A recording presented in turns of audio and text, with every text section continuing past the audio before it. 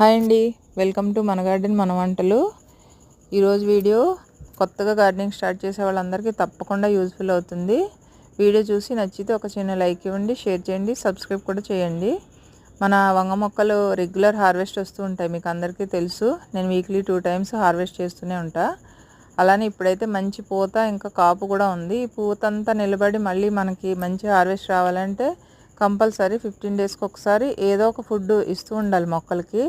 ఈరోజైతే నేను వర్మి కంపోస్ట్ ఇంకా వేపపిండి కలిపాను అనమాట. 5 kg వర్మి కంపోస్ట్ తీసుకున్నా, దీనికి 1/2 kg వేపపిండి కలిపాను.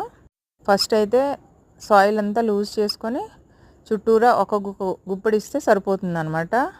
మధ్యలో ఎప్పుడైనా 1 week ఒకసారి ఏదైనా లిక్విడ్ ఫర్టిలైజర్ ఇస్తూ ఉంటే మనకి మొక్కలు మంచి పూత కాపు కూడా వస్తాయి. ఈ లిక్విడ్ ఫర్టిలైజర్ కూడా నెక్స్ట్ వీడియోలో పోస్ట్ చేస్తాను నేను. ఓకేనండి, థ్యాంక్ యూ, బాయ్.